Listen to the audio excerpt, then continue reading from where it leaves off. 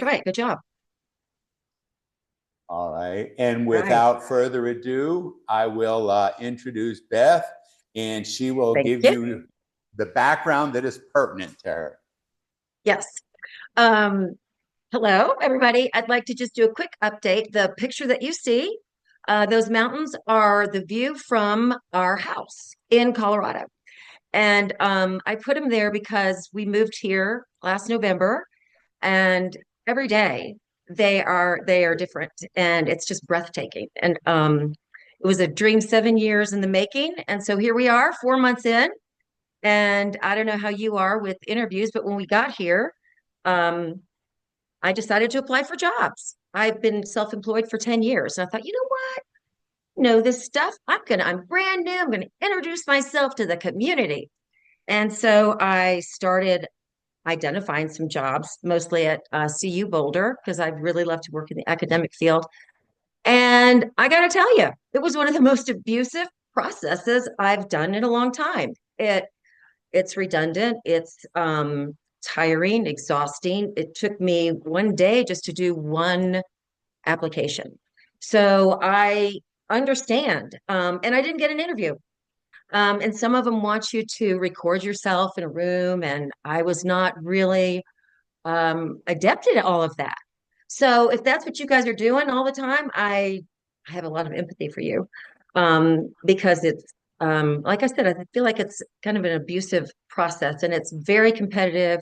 It can feel very random, which is why I'm very passionate about personality style, because if you understand who you are, you have a leg up in anything that you do, really. People will say, come as you are, be yourself. If you don't know who yourself is, then it's hard to be yourself. And when I said, I don't know how you are with interviews, I was interviewing, this was in Nashville for a job at a university, and I wanted it so much. And I practiced and practiced, and Don helped me, and I practiced, and I got to the third level. And by the time the interview was ready, I was so nervous. And when I got in there, what I had practiced, it didn't sound like what I had practiced, what I was saying. And I didn't get the job. And then I applied for another job that I really didn't care. I just didn't care. It was a real high level job, and I got it. So why would that be? If I practice for one and not for the other? And it's really about the part of the brain that you are optimizing. So today we're going to learn about personality and combining it with neuroscience.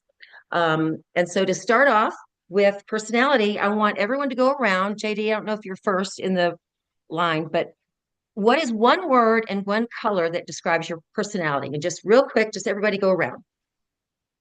You mean from the test? No, just for yourself. How would you describe One yourself? word. Perfectionist. Okay, and what color? Perfectionist. Sorry? What color? What color? Oh, like a color I like? Your personality trait and what color are you? Blue. Okay. That's Is there a color our choice, or is that just anything how if you're just describing yourself, what is your color and what is the word that would describe you? That you would want to describe you.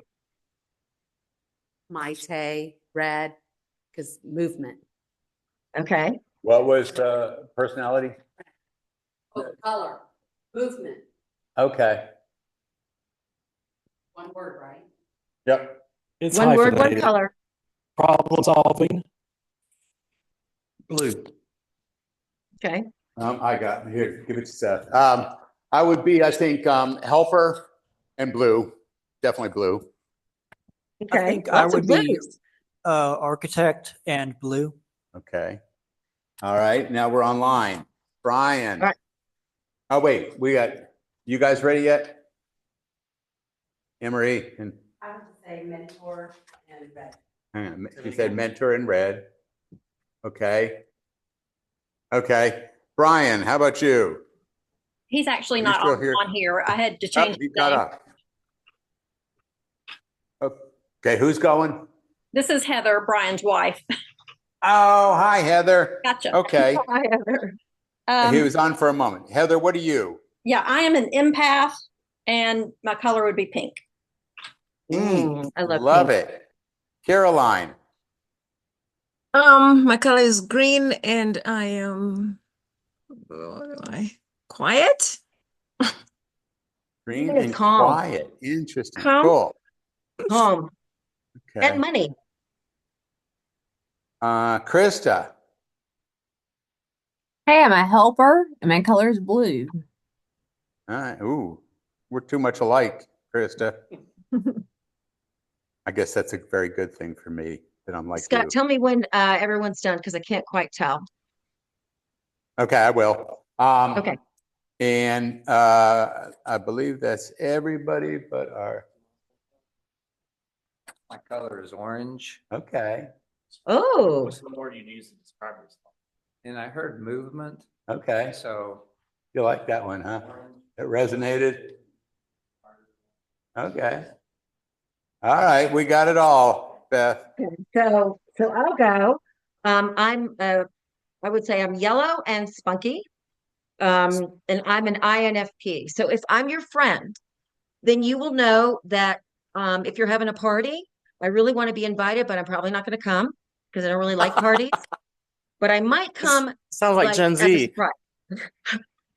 So, and the N is I will know what you're feeling before you do. Like you might come to over to my house and you're smiling and everything seems fine, but I can tell something's off.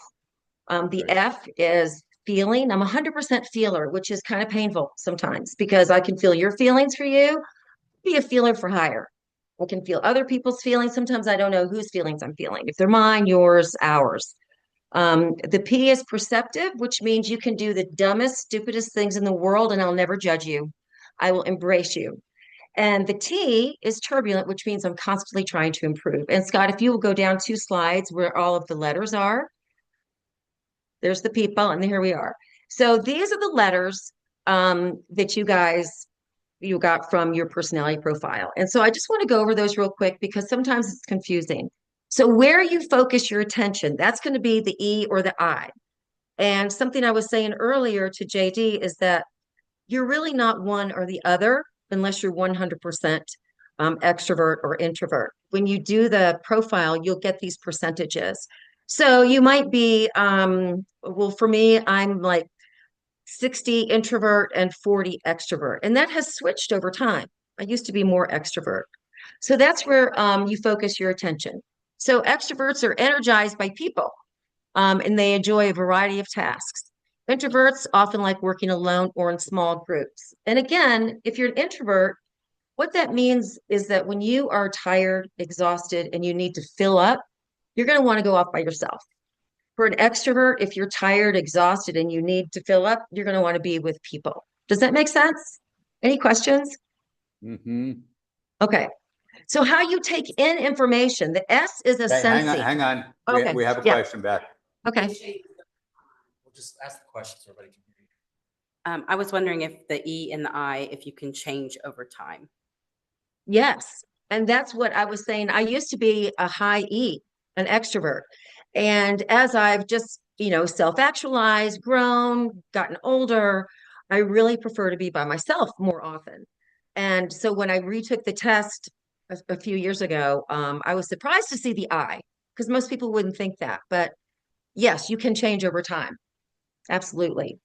Your preferences can change. And maybe you were an extrovert because you were pressured to meet new people, and it's not really who you are.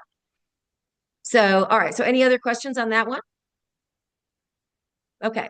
So, how you take in information. So, sensing is you're realistic. People who like to focus on the facts and details. And intuitives, that's what I am, you prefer to focus on the possibilities, big thinkers, right? The big picture, easily see patterns. So I'm married to an S and I'm an N. So those two can really kind of come together. And this is sort of the whole point is that when you understand yourself, then you can communicate better.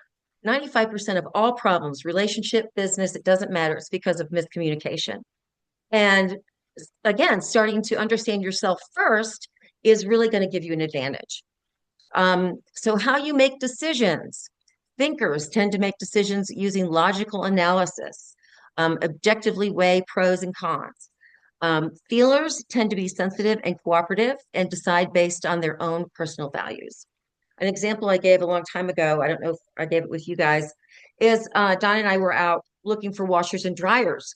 And there were, a bunch of them. And some of them were really pretty colors. And the other ones were just white.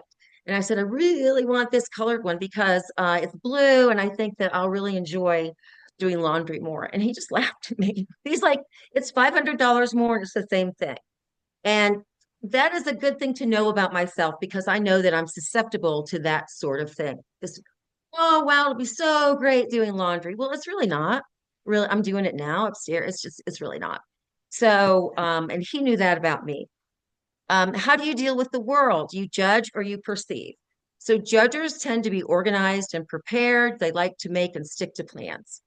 Perceivers prefer to keep their options open. They like to act spontaneously. It's very hard for me to make the plan, even tomorrow at 10, because I'm not sure what I'm going to be doing at 10. I mean, it's not that bad, but if it's not work or an appointment for a doctor or something, I kind of like to just play it by ear.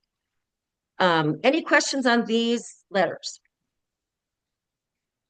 Okay, we can go to the next slide. I already said I'm an INFP. Next slide. Okay, so how a person behaves and leads depends partly and greatly on what part of the brain they're operating from. So the instinct brain, which is the orange down here, that hasn't changed over time since the prehistoric days. And it was designed to keep us safe, right? So it's designed to identify threats. And it hasn't changed. So an ancient threat might be a growling tiger, not having enough food, or an animal chasing you. A modern threat is like, can we talk? That's your boss. A job loss, and the unknown. And those are like tigers to us in modern times, right? So what happens is that we react the same as if we were in prehistoric times looking down the eye of a tiger.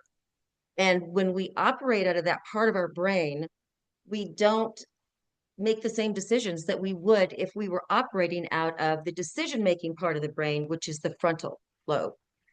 And again, when you understand where your anxiety is coming from, the fear, then you can change it. If I know that I get really, really nervous during interviews and I know that certain things will calm me down, then what I will do is do those things. Breathe, drink water, walk. And if I didn't know that about myself, I would just walk around the house and pace, and my heart would beat fast, and I could see it beating in my neck. And then I would just be like, I'd flub it when it was time to talk. So where we operate from is something we can choose. So whenever you have anxiety, generally it's probably because there's something you perceive as a threat. And it doesn't have to be anything that's a threat to someone else.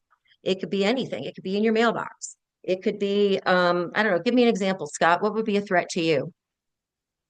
Someone being mad at me. Okay, yeah, me too.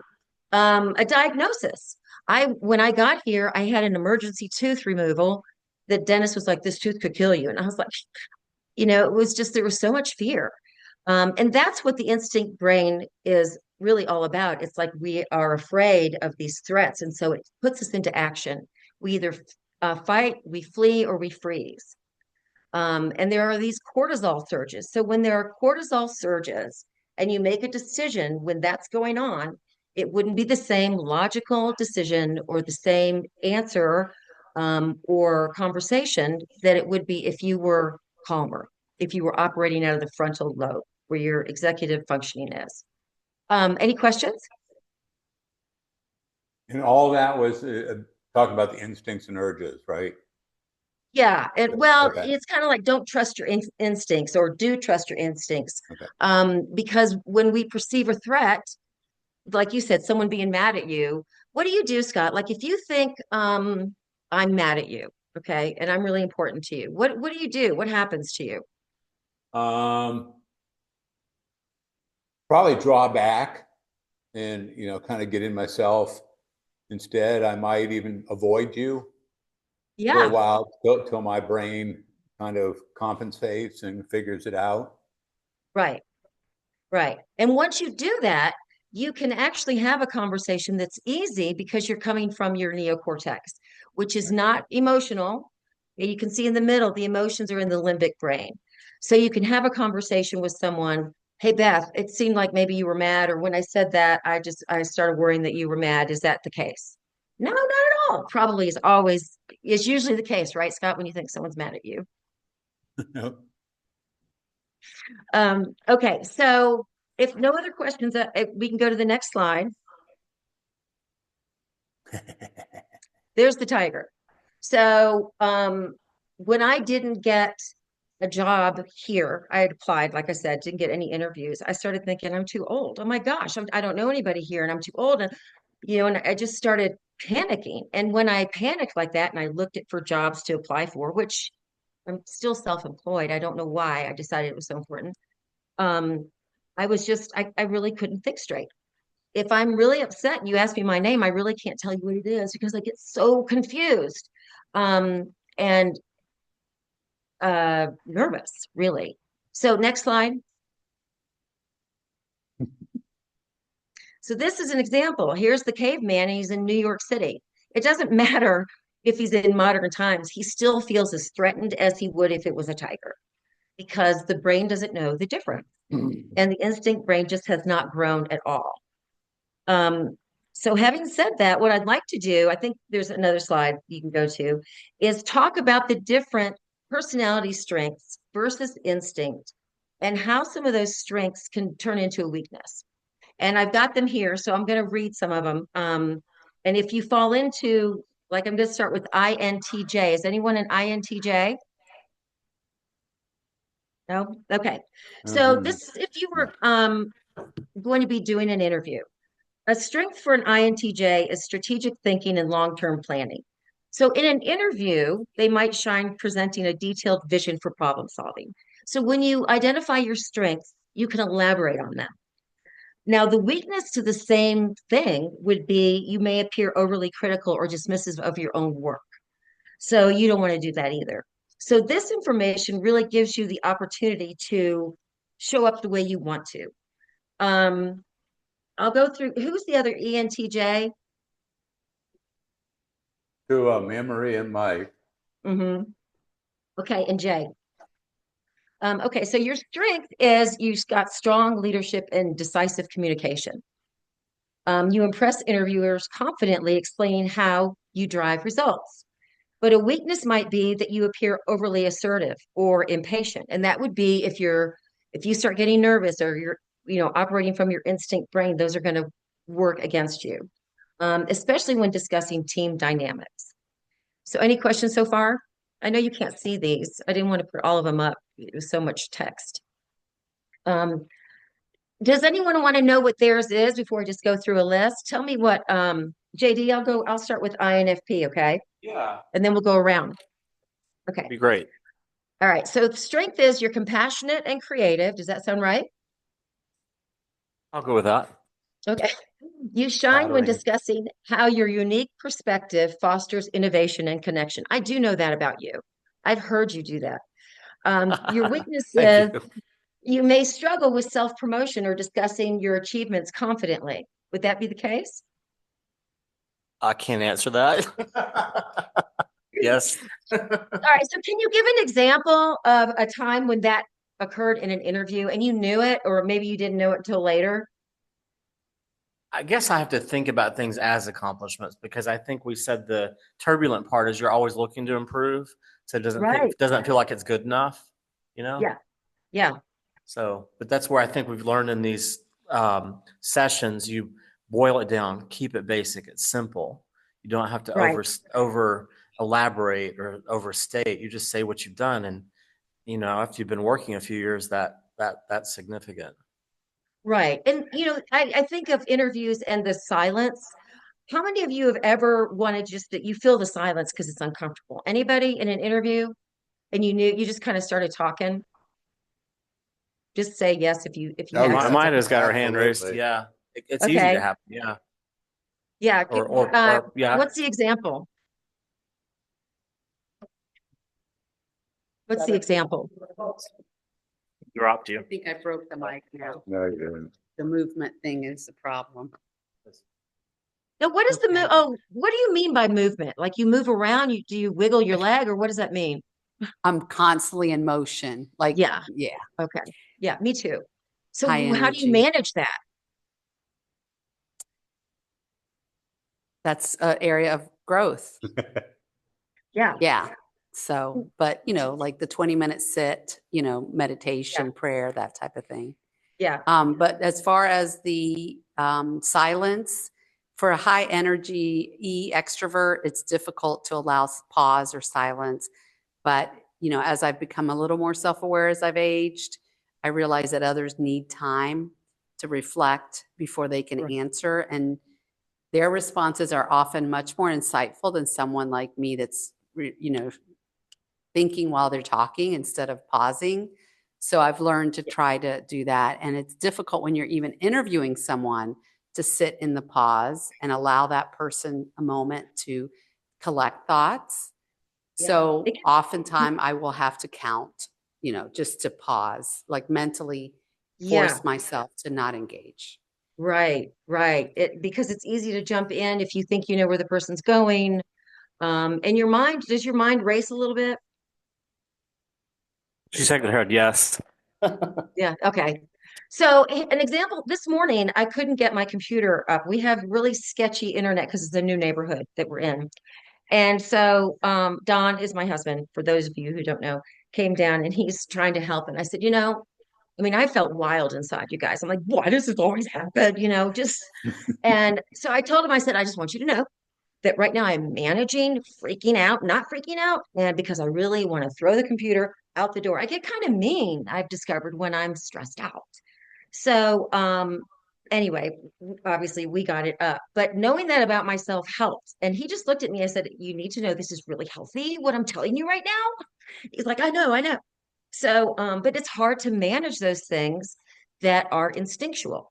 I thought, oh my gosh, I'm not going to be able to get on tonight. I'm not going to be able to, I'm going to let everybody down, all these, things that are really threats to me personally that I didn't want to have to deal with. I wanted it just to be right.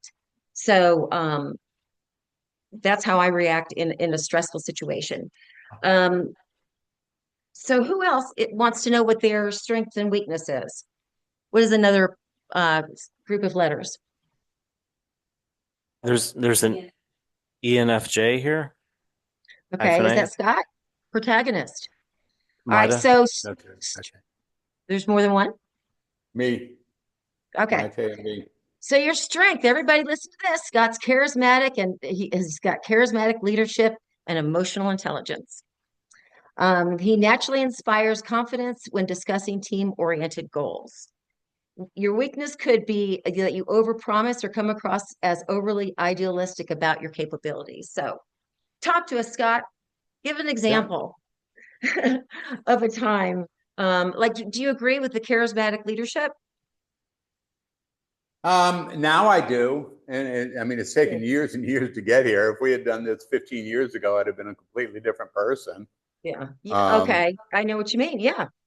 But And as far as overcommitting, it's the concept of anything's fine. Yeah, we can do that, and then without even thinking about it, and then all of a sudden, oh crap, what have I done?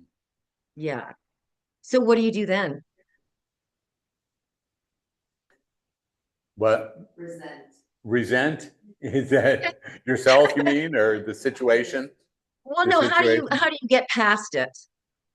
Usually, if it's something to do with a team, then you just bring the team in and say, "Hey, listen, I've really Yeah. messed up, and we need to, we need to push this if we want to make it look good." Yeah. And then if it's just me, I'll just stay up all night and get it done. Okay. Yeah. All right. So who else? What are some other letters that represent you guys?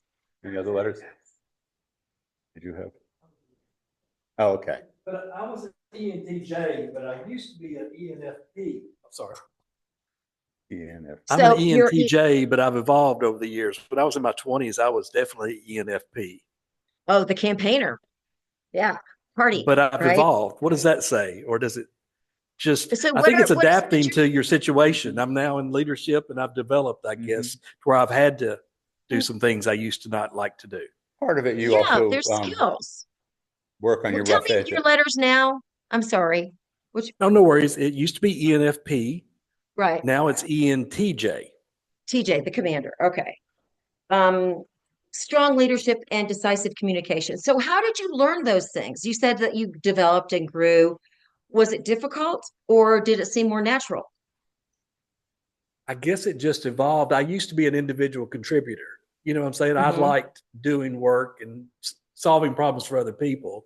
Now I lead a team of people who do that. So I guess it's a learned skill. Okay. Yeah, absolutely. Does it feel comfortable? There's times yeah, it's okay. Yeah. Yeah. I still like Um, I still like doing my own stuff from time to time, but I'm the one if I'm in meetings all day long, I'll work late just so I can have my time. Does that make sense? Mm-hmm. yeah, absolutely. Okay. Yeah, it's a strategy.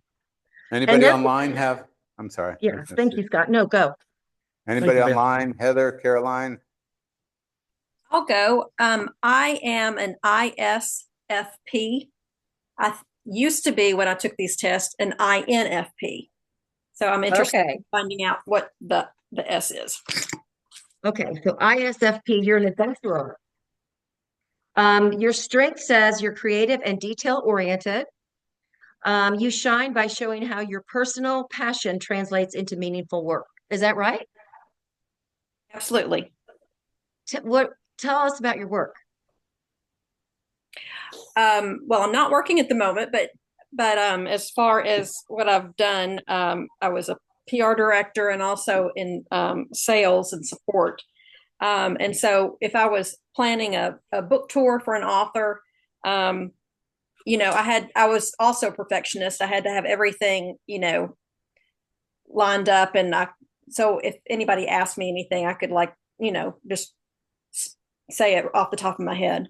Right. Um, and then also just, as far as my last position in sales, just crossing every T and dotting every I and just making sure my team had what they needed. Yeah. So weakness says that you could seem overly modest or avoid confrontation when asked about challenges. Oh yeah, Yep. I avoid confrontation like the plague. Okay. Can you give an example of that, like with your team or something in your, when you were working in one of the roles you were in, where you I can't, avoided or, how you handled it? yeah, I can't think of any specifics. Well, like the other gentleman said, I would tend to withdraw. I would just, um, kind of like sweep it under the rug and not voice it to Yeah. anyone and just stew about it. Yeah. And then how did you get to the other side of it? Or did you just push it down? It's still there. Yeah, just push it, just push it down. Like you can just access it anytime. Um, okay, so anybody else with letters that you want me to read? Oh, would Hang on, someone hang on. be, I didn't say again. Hi, what's the difference between this indicator and the Myers-Briggs type indicator? It's really a version of the Myers-Briggs. It's just a shorter version. Myers-Briggs, when you do that, you get a very complex and detailed report. And this obviously it's like 12 minutes. So it's not Thank the you. scientific version, but it still comes out pretty spot on. But this is for just the people that can't, invest in a complete Myers-Briggs Okay, profile. thank you. We also had a question on the difference between the hyphen A or hyphen T at the end of the Yes. letters. The A means that you have a confident assurance in your personality, which means that you have some confidence and you're not that you're not constantly in movement, but the T, it represents turbulent, which means the person with the T is constantly trying to improve what they're doing. And there's this sense of lack of satisfaction with what the T has accomplished versus the A. Like at the end of the day, an A might feel more at ease than a T. Does that make sense? So more confident versus a little bit more, not in doubt, but Insecure. Maybe. is it in? It seems No, it's negative not to really me. insecurity. It's this drive to keep going and building.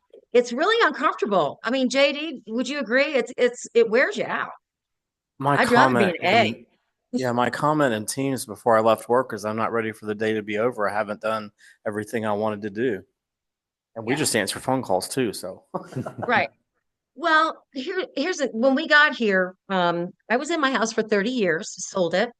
When we got here, we went into an apartment that a friend gave us to use until we found a place. So we found a place and we moved, and Don had his knee replacement surgery. Then he had a reaction to one of the prescriptions and almost died. He lost half his blood. That sounds so vampire-y. And so during that same week, he was in ICU for 5 days. During that same week, we found out that the landlords had to sell their house, so we also had to move then. So I was at the hospital during the day, and I was moving us at night. Fortunately, it was in the same neighborhood. Um, and I have arranged to have a women's meeting tomorrow here in the neighborhood, and I've got, with you guys tonight. And I am likely to say, I haven't done anything since I moved to Colorado. That's a T. And I'll have a friend go, excuse me, but you blah blah blah, and you went to that, and I'm like, I know, but it just seems like I could do more. And I really mean it.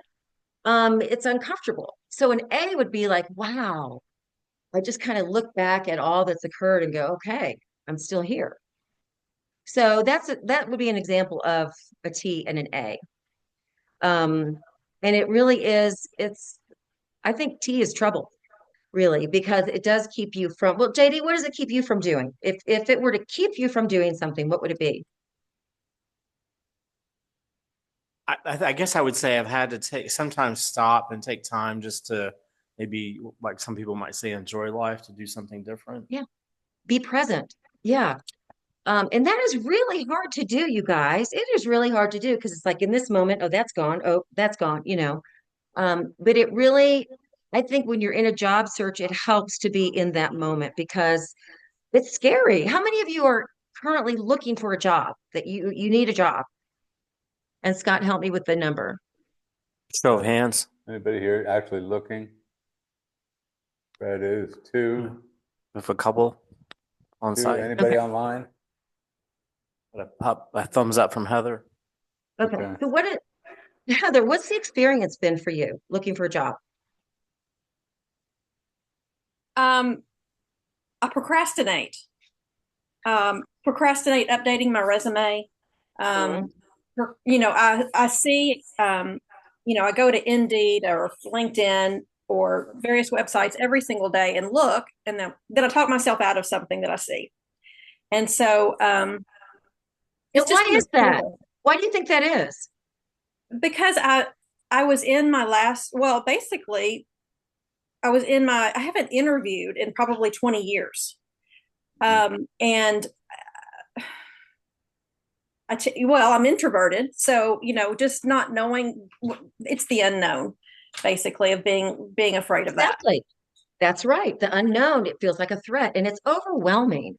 Yeah. I procrastinate when I'm overwhelmed, which, if I don't know if any of you guys remember this, that were there when I did this, but we get 11 million bits of information per second that comes at us. So we can only process 40 to 50, 40 to 50, not million, but just 40 to 50 bits of information. So all that stuff that comes in, we got to put it somewhere. And that's when we start making shortcuts. We make assumptions, bias, all of that stuff, because we can't possibly take all of that in. So that causes me to procrastinate. I don't know if that happens to you, Heather, but it's just a lot. And when you get online, it's a lot. LinkedIn, it's a lot. I'm like, everybody's talking at me. It's a lot. And for someone who gets overwhelmed easily, it's hard. So how do you stop from procrastinating? I'm putting you on the spot, Heather, I know. Oh, I'm still working through that. Okay. Would you have any strategies? Like what is a strategy that maybe you have tried or that you'd like to hear? Just, Maybe I'll give you one. small steps, giving myself small goals. And if I just start something, for say I'm going to say just going to be for 5 minutes, and then keep going. If I can get there, I can just keep going. But Exactly. Making the effort to start. And it's indescribable, isn't it? If you try to describe if someone says, just do it, how do you describe that? You just can't. Yeah. Right? Completely. Yeah. And so those are challenges that have caused me to, if you go to the next slide, Scott, I guess it was 2 weeks ago, and I was talking to myself, like I was telling you a minute ago, as a T, going, you know what? You didn't do half the stuff you wanted to do today. You didn't call blank and da da da da da da. And I thought, you know what? This is so stupid because every day I come up short. So I decided to redefine success and overcoming a fear, even if it's one in one day, is successful for me. And like for Heather, for you to overcome a procrastination or procrastinating something, that's a win. And if you guys can redefine success in what did you overcome? What fear did you face? What did you allow yourself to be uncomfortable in? Because that's where growth is. If you do the same thing over and over, that's just doing the same thing over and over. And rather than what did I accomplish? Because again, I always come up short for myself. I'm a T. I'm always going to come up short, but not if I redefine it. Because I have so many fears, you guys, that I'll be going for a lifetime coming up against these things. But it gives confidence if you can tell yourself that narrative that, wow, I really did a few things today that I didn't think I could do or I didn't want to do. For me, one is going to the dentist to get my tooth pulled. I mean, I was terrified. And I avoided it for so long that it could have killed me.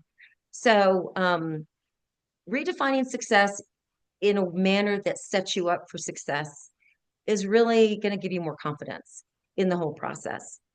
Any questions? Hey, Beth, Yeah. just because I guess because I'm a whatever I am, ENFJ, I have to Yeah. do it with others. So I find myself when I have something that I need to overcome, I have to have a partner. And I think the Stephen Ministry is a great avenue for that. Even if we're not in a place where we really need, like it's, really a severe situation. Sometimes just having a partner Talking. that can Yeah. think with you, that's not a friend, not someone that is already in your circle, Right. just an anonymous Yeah. person to walk with you through whatever it is very helpful for me anyway. Yeah, that's a great strategy. And that's what can bring success are the strategies. What do I do when this? How do I handle this? And with interviews, the whole tell me about yourself, that kind of thing. I don't know if you've had storytellers in over the last few months, but stories are where it's at. So, I can remember as a little girl, I always wanted to use the cash register. That's why I love being in retail. That's a good opening for interviews. Uh, before we close, does anyone have any questions specifically about interviewing or anything that you're wondering about that you should or shouldn't do at this point in your process? I can try to answer. No? Nobody Okay. here. Nobody online. Nope. Okay. Well, on the last two slides, there's one QR code that you can use to get to this one, to the personality profile if you want to do it.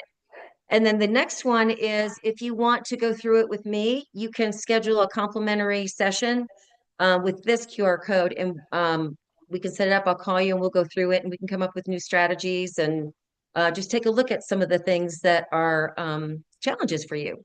So I would love to help you with that. So just scan it and you can set up the time that works for you. That first And one that's says something about being disabled, so I don't know. That's oh, it just me. does? What's wrong? Okay, This first see the said computer something. thing? I should never have dropped that class. Should never have dropped that class. So my email is Where's on there. Just shoot me an close email and I'll email you back and we'll set it up, okay? And Okay, Scott the has my QR contact code info. that Yeah, he this says one, Beth, this one says the QR code campaign has been disabled for some reason. both of them? Oh, is that okay? Is that because I'm not reading the QR code well? I don't Because know. it's That's blurry? not why. I don't know. Okay. Um, But if we go They- back, we email Beth and she'll, email me, yes. I would love to go through it with you. I miss doing that. It's been a while since I've been coaching since, through the move and the sale of the house and the hospitalization, blah, blah, blah. So I would love to just talk to you and find out what you're doing and help you in any way I can. So let me know. cool. And that's it. Thank Any you, other Beth. comments, questions? Cool. Thank you, Beth. Appreciate it. Thank you. Good to see you guys. Um, Come out and see us in Colorado. All right. We've got room. Next week, we're going to work on how AI can help you with the job search, whether it's the Microsoft Copilot or ChatGPT, how it can help you get at roadblocks or clean up things, give you ideas. So I hope everybody has a great week. Happy Easter. And we shall see a lot of you next week. Thanks, Beth. Or is she gone already? I'm here. Thank you. Bye.